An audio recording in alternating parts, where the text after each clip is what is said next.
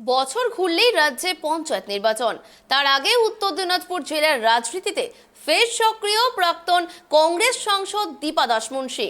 মঙ্গলবার উত্তর দিনাজপুর জেলার কালিয়াগঞ্জে এসেছেন প্রিয়পত্নী দীপা। এদিন কালিয়াগঞ্জের শ্রীকলোনির প্রিয়রঞ্জন দাসমুন্সীর বাসভবনে দলীয় নেতাকর্মীদের নিয়ে সাংগঠনিক সভার আয়োজন করা হয়।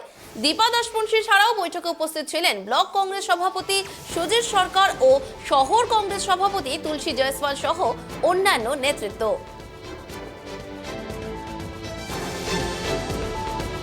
তো আমি যখন বিধানসভার সদস্য ছিলাম 2006 সালে গোয়ালপুকুর থেকে, সেই সময় আমি একটা প্রসঙ্গ তুলেছিলাম যে উত্তরবঙ্গের মানুষের প্রতি পার ক্যাপিটা যে খরচ সরকার করেন দক্ষিণবঙ্গের থেকে সেটা অনেক কম।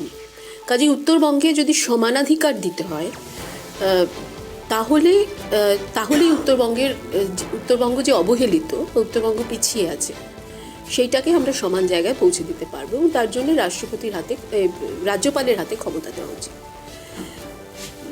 সেই সময় সরকার মানেননি এবং এখন যেটা প্রসঙ্গ উঠছে সেটা কিন্তু এই সরকার, তৃণমূল সরকার আসার পরেও কিন্তু আমরা উত্তরবঙ্গ এখনও অবহেলিতই হয়ে আছি। যেমন ধরুন এইমস হাসপাতাল, যেটা আমাদের এখানে করা যেতে পারতো, সেটাকে কিন্তু দক্ষিণবঙ্গে নিয়ে যাওয়া হলো। কাজেই দক্ষিণবঙ্গকে সব কিছুতে প্রাধান্য দেওয়া হয়, উত্তরবঙ্গকে দেওয়া হয় না এবং সুযোগ আসা সত্ত্বেও প্রাধান্য দেওয়া হয়।